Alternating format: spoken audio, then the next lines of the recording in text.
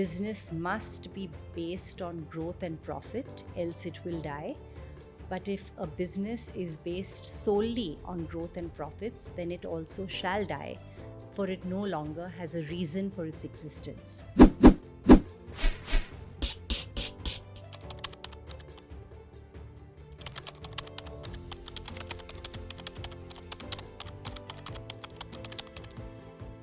I want to go to one topic, Meher, which is the capability and competency that's required in the current day and age, not so much from a technology standpoint, but more from a people standpoint. Let's take an example that you take AI and all that is being talked about. There's one camp which is almost with this definition that AI is coming for your job. Beware. Then there is another school which believes that no, this type of transition has happened multiple times in the past, electricity to computers. Correct. So it will only augment productivity and make the whole, the broader life better. Yes. How do you see it, especially when you look at it from a manufacturing, the areas of interest of Thermax, the areas of interest that you have as a family office? How do you see? And especially also, the rate of change is so quick that one has to be cognizant of that and make, Changes. finer changes. Yeah. Just talk to us about it. I think I'm more of the latter, where as I mentioned earlier also, I think technology is a huge enabler. Having said that, there are certain jobs that can be replaced by machines. Okay, so if you have, say, for example, robotic welding on the shop floor, you don't need a welder then. Yeah. But you do need somebody who supervises it. Yeah. Yeah, so I think the skill set will change with technology coming in. And so therefore, reskilling, skilling on a different skill set is what is going to be required. And therefore, it's down to the company to help you do that, but it's as much on the individual. And so we keep telling people in the company that, listen, we'll help you to reskill, we'll help you, but ultimately the learning has to come from you.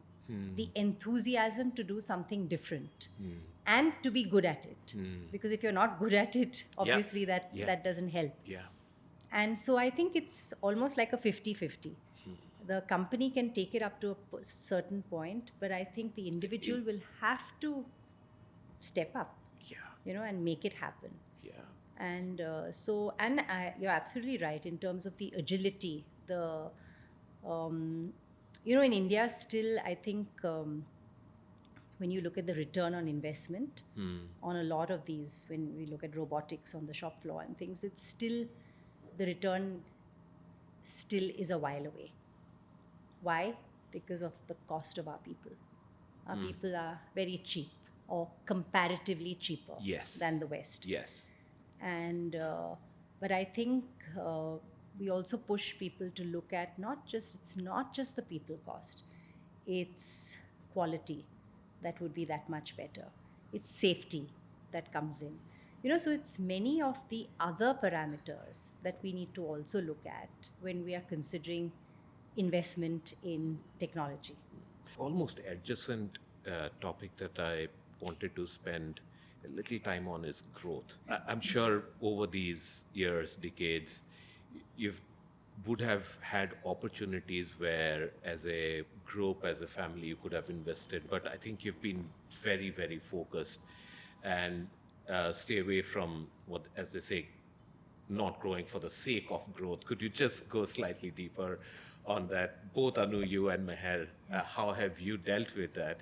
I think without growth, a company cannot exist, because everyone has aspiration to earn more, do well. So growth is necessary.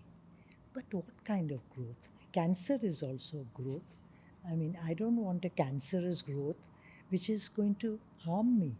So in the short run, I might look good. I'm a CEO or chairperson or an owner of so many $1 billion or whatever. That kind of thing doesn't at all interest me. But if it's planned growth, systematic, and I do have better appetite for risk taking than Mayor, but not outstanding where I'll go into an unknown field because someone promises me returns which are, we'd go slow to go fast.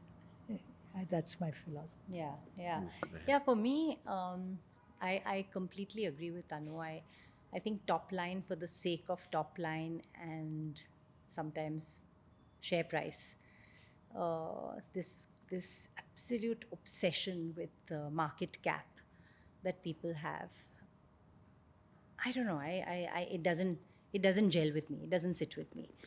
In fact, I keep comparing it to a tennis match, and I always tell our people, please don't look at the scoreboard. Just focus on the game. If you get the game right, the scoreboard will reflect the game. Similarly, the share price will reflect what you genuinely want to achieve.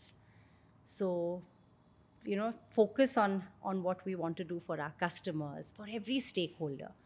I read a lovely saying a few years ago, which says that business must be based on growth and profit, else it will die.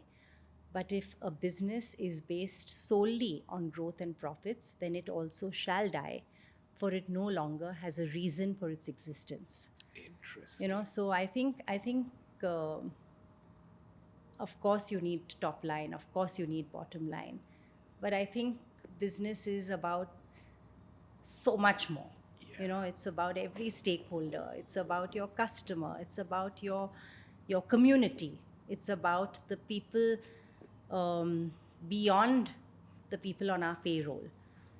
And can we really, as a responsible business, make an impact on each of them in a sustainable way?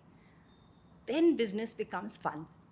I'll give Otherwise, you an it's- example. Yesterday, yeah. talk about those people who went through that program. Yeah, yesterday we It's a had small thing, but just we've recently we have a senior leadership development program, and we have a youth leadership development program that we've started in Thermax, and we said that why don't we have everyone who goes through this program do a social project with an NGO, because we have CSR and we try and get more and more volunteers, but it's the same 100 people maybe who are the volunteers. Right. How do we get many, many more people almost to give off their skills, to give off their empathy, everything, to Yeah. a social organization. So we tied up with Social Venture Partners, which is an NGO, and they work with a plethora of NGOs across India, and so we sort of tied them up. We got each of these groups of people to work with a particular NGO, and to work on a challenge that the NGO is facing, and to try and solve that challenge with the skill set that our leaders have imbibed or have got. Right. And yesterday, about 17 of them came together, and they actually showed us what they had achieved. NGOs Along were with the there. NGO. NGOs talked about what they received and the others were on Zoom because they are not based in Right, Pune. right. It was a very nice experience, and it doesn't. The traditional way of volunteering is going and spending your time with a child teaching or with an elderly. This was your HR streamlining it, your finance something, Yeah. very Very different. Your interesting. skills, which Yeah. you enjoy doing. Yeah. And Anu asked them, she said, like, how much time would you say that you spent on this? Yeah.